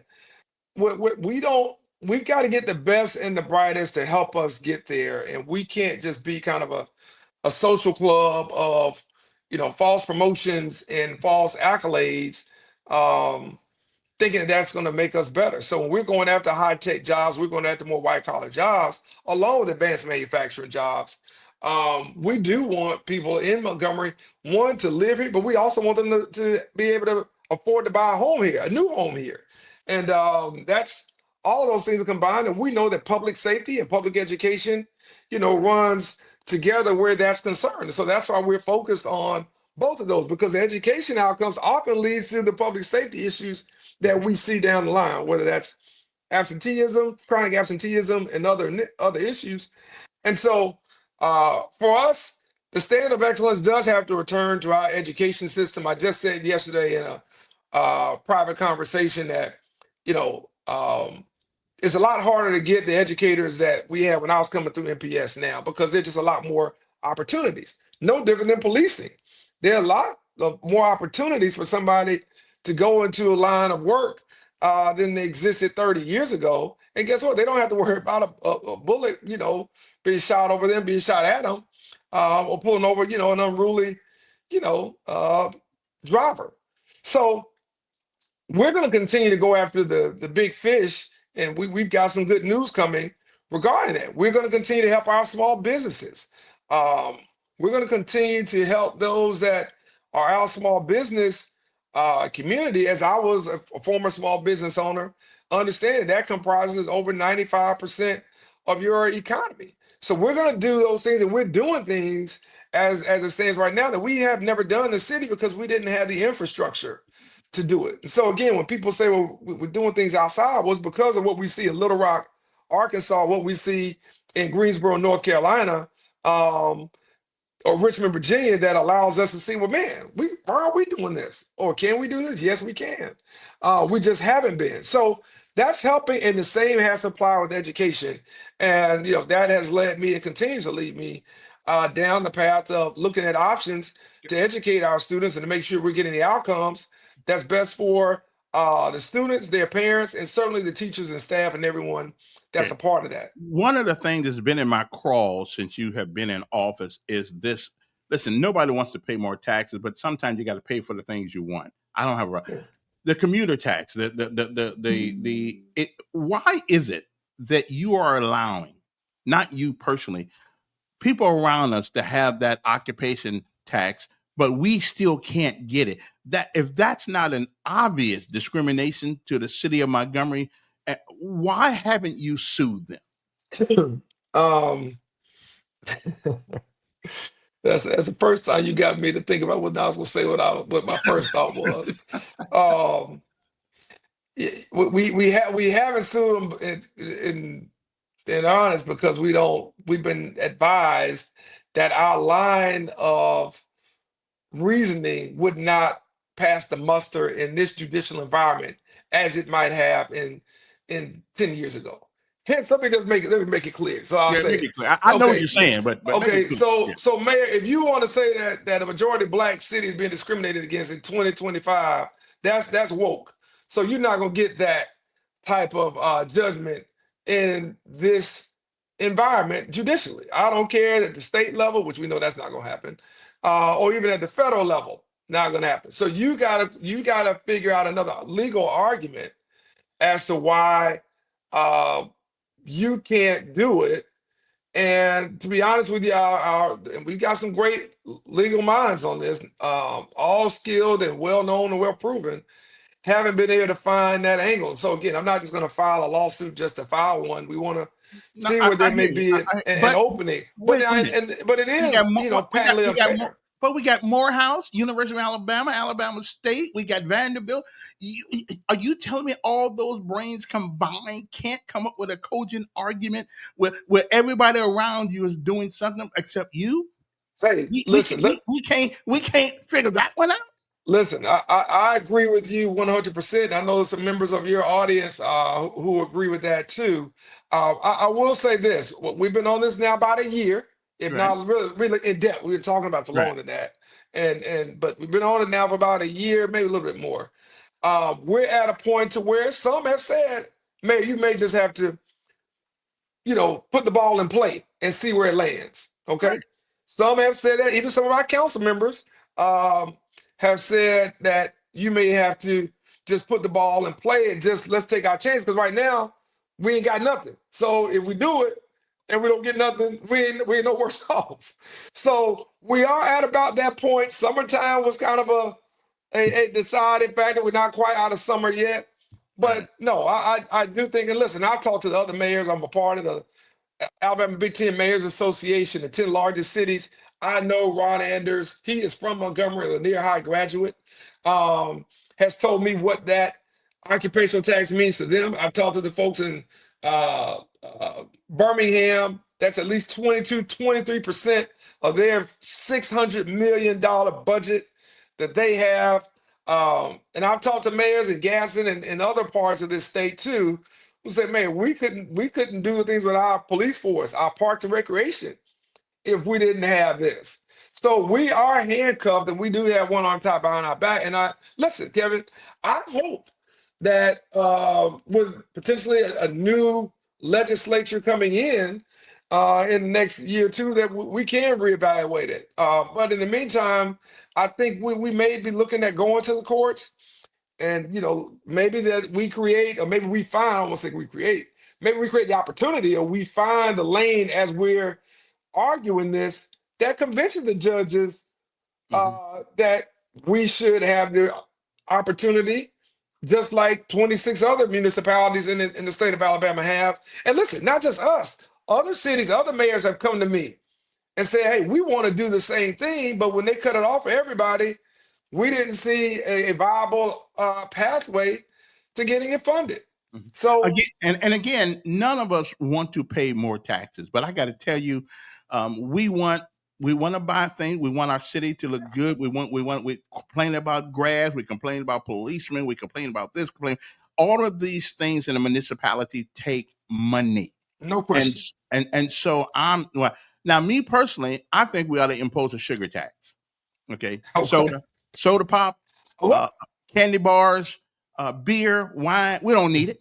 You're going to get me in trouble with the Beverage Association lobbyists. I'm already... Well, I'm going to leave that one alone. But I just think we got to get their money from someplace. One other thing, are the judges in our court, in our municipal courts, we do have a constitution which you swore to uphold. I have sworn to uphold it. But did the president swear to uphold it? I don't know. Or Trump's his own philosophy, but that's my man. I still voted for him. And given the same people running against him again, I'd vote for him again. I'm gonna come back and interview you on the next podcast about that. But keep going. Yeah, 'cause I will We'll keep it certainly local for right articulate it. now. Now, so all the I know you cannot interfere with any judicial rulings or anything like that, but do our judges? I mean, we let people out of jail around here almost as soon as they get in there. Is that a legislative thing where we have to hold you in there? We have to have a certain bail amount of bail, or constitutionally, are we just kind of stuck with what they do? No, let me say this, and I like all of our judges. You know, interact with them quite frequently in different civic organizations, all that stuff. Our judges have to be tougher. Our judges, you asked a question earlier about Prattville and Wetumpka, and I'm going to put it kind of countywide and that sort of thing. I think we overcorrected, and I've said this to local elected officials post George Floyd. I think there may have been some overcorrection, not just judicially, but also in terms of policing. I think that as it relates to the sentencing, we've got to hand down strong sentences. There's got to be a greater level of fear in going into that courtroom. And we've got to hold some of these caregivers and some of these parents accountable. There are things that are happening in this city to teenagers, and we read, well, it happened to a 15-year-old or 14-year-old. And we don't ask the question, well, who's the adult in the house and what did they know? And what are they participating in that led to the 15-year-old and 14-year-old being in this situation? So our judges have to do, I think, have to take a stronger stance. I think we can be stronger in terms of our Department of Youth Services. I think we can be more comprehensive in our juvenile corrections approach here. What I'm being told, Kevin, and listen, this is different when I came in 5 years. You learn a lot, obviously, in that seat.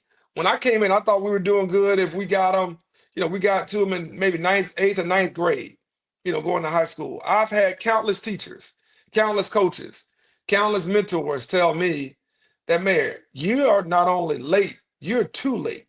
You have wasted your time if you're doing that. You got to get to them in elementary school. I didn't even say middle school, 6th grade. Elementary school, 4th and 5th grade. And the reason why I say that is because the juvenile, what we're seeing is a lot of these guys that we're arresting, we just got 2 off the street since we've been on this call. They are starting at an early age of 12, 11 sometimes, unfortunately. And we got to send that message then. But if they reach that 17, 18, 20, 21, 22 age, we do need our judges to be strong. And I will say this from a legislative standpoint, the judges are going to say, and someone said to me offline, hey, Steve, there's a bond schedule here. All right. And my brother and I have gotten into it as a criminal defense attorney versus where he presents things and where I view things very, very differently. And they will say, well, your bond schedule is here. So, we're not really out of range when we say that somebody can get out. If you want to change that, then you have to go to the legislature. And I have asked our state senator to look into that. I've talked to a couple of our state representatives about looking into changing that bond and bail schedule. And the fact that somebody can basically have a pay-as-you-go type of bail, get out for basically nothing, and the judge may set it at $250,000. But if I only got to put down, 10%, and I can pay on that 10%, then that's nothing. So yes, I know that's kind of convoluted for some of the people out there. I do think the judges have been, I think, trying to do a little bit better, but I do think they can be stronger in the sentencing for repeat violent offenders. I want to stress that. Repeat violent offenders. We're not talking about the low-level guy who's got a little weed bag in his car. Mm-hmm. I ain't talking about that. We're talking about the repeat armed robbers out here and the assaulters and certainly the shooters. Those have to have a stronger sentence, and a stronger statement's got to be made that if you do this in Montgomery, you're going to pay the price. And you're going to pay a hard price and a high price. And anybody who's associated with you is going to pay that price as well. And I think both from the judicial side, from the legislative side, there's work to be done, but conversations are being had. And I expect that in this legislative session, you'll see us introduce bills that address that bail bond schedule. Mhm. And I think that if the community keeps responding to the judges and the judiciary in a way that lets them know that what they expect, I think that they will listen. I don't think the community has focused on the judiciary to this point. I think it's probably more focused on police, and I understand that. And the mayor, that comes with the territory. We're out front. We know it when we take the job. But I do think as we arrest them, as I talked to Chief Great Boys on Monday, as we arrest them, it is a problem for us to come back and rearrest some folks that are out on bail and bond. And these are people who should not be. And we've got recent examples of things that happened this summer that led to that crime spike that we can point out that these are just situations that shouldn't happen. Okay. Now, let me get political for a second here. You mean you weren't political before? No, not really. The rotunda downtown, the merry-go-round downtown with the Black Lives Matter thing on it. Hey, the merry-go-round, you mixing stuff up. The merry-go-round does not have Black Lives Matter.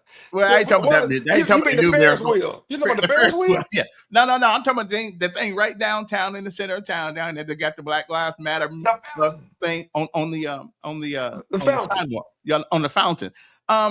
Do you believe if somebody wanted to come downtown and put a KKK heritage, it's not the same. Not the same. Well, again, though, I know it's not the same technically, but if somebody wants to voice their opinion of the status of our society right now, that is city property.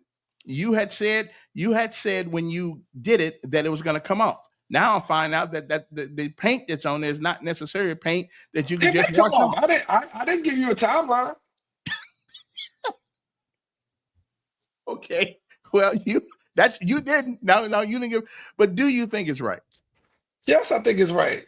Okay. I think it's more. I think it's more than right.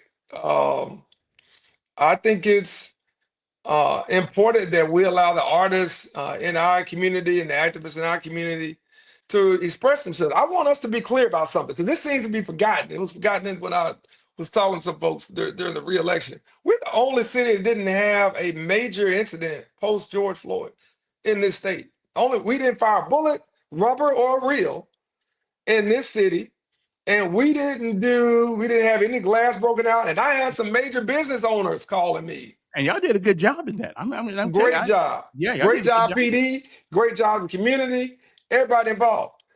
If all that we had to come out of that was the artist that said we want to make a statement this way, creatively, I find that to be one of the biggest wins that you could have, probably outside of just the continued conversation between people from different communities talking about how to bring the community together. I do think some of that kind of faded away a little bit. It'd be good to kind of bring some of that back. I think the issue, Mayor, though, that it's city property. And that's the issue that some people are complaining.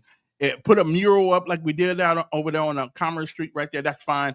The Nat King Cole thing over there on Bell Road, that's fine. But the downtown city property, that's what the issue is. And that's what some people are complaining about. Well, listen, I've been trying to put a Great American Defense Community award down there on Tallapoosa and Commerce Street for the last 2-3 years. I still can't get my city employees to do it. Maybe I should have asked the artists to do that.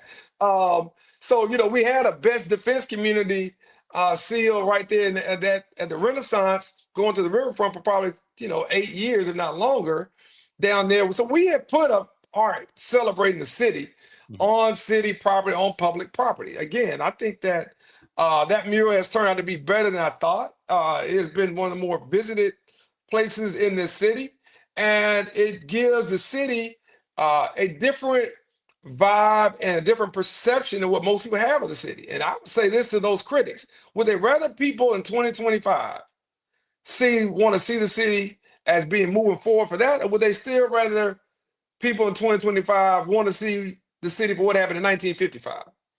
I would rather, and I think the majority of the residents here want people to view the city as we are now, where we're going, and not where one of our worst chapters in our existence was. Right. And so our creative community, our artists are great. They got some other ideas that are on public property. It's called street art. And so we just have been a little bit slower than some of that transition. But our goal is to spruce up black asphalt and to improve, brick, edifices in the city all across, and to take that out so that people have a sense of neighborhood pride and belonging in community. And listen, I imagine that there will be some statues and things that are around here that, again, not everybody agrees with, but that were put up at one time or another. But I think the mural has been a value add and certainly not Well, somebody just something to asked, take away. can they put up a Confederate flag with a BLM painting it? Hell no. Did I say that quick enough or strong enough? Listen, one more thing before we let you go. No. And keep in mind that is city property. Yeah. So for somebody who wants to try that. Yeah. The Whitewater Park, I love it. I think it has potential for us. Do you still stand behind it? I do. Yeah, it just came up. Hey, Kevin, can I say this? Yes, Because again, I think the zoo doesn't make money. We tend to look at the zoo doesn't make money. The museum doesn't make money. We tend to look at everything from the standpoint of profit and loss. That's why I tell people government ain't business and business ain't government. So they're designed for two separate things. And the people here in Alabama are about to find out with the billionaire they have in the White House just how different it's going to be. And the food banks have already found out just how different it is when you have somebody who's got a bottom line mentality versus a government mentality.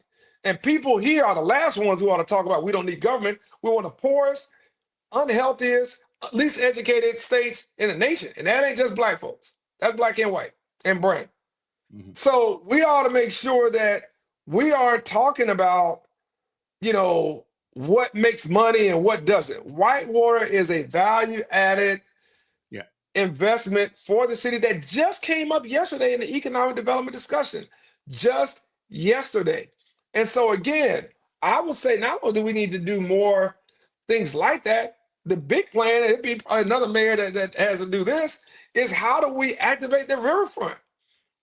That may not make money, but it will draw investment and it will draw the Gen Z and the millennials and Gen Alphas that we want to come, the kids and grandkids that we want to come to the city who want to be in places that have things like that on their river and have outdoor recreation like the trails, like the zoo, and yes, like Whitewater. Listen, it has been a fascinating, interesting conversation with you, Mr. Mayor, and hopefully we'll do this once a month or so. And I was easy on you today. Oh, get that cheap phone. You must got an Android phone, and now you got stuck. Anyway, we got to go anyway, but we appreciate it. Get a real phone, Mayor. Okay, please get an Apple. Okay, something. And that's kind of that ain't too good. That ain't a good look at all. We'll be back hopefully on tomorrow, and talk to the mayor. He's in perpetuity right there. And that steel right there. I don't know what happened to him. Oh well. We'll be back tomorrow. Good Lord says the same. Have a great day. Thank you, Mr. Mayor. The Honorable Mayor Stephen Reed of the City of Montgomery. We'll see you when we see you.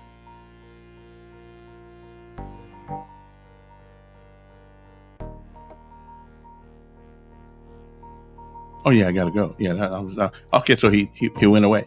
All right then.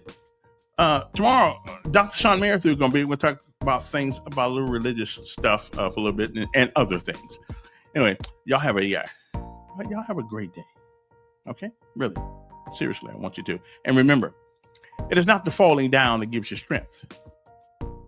It is getting up every time you do. So keep getting up. We'll see you.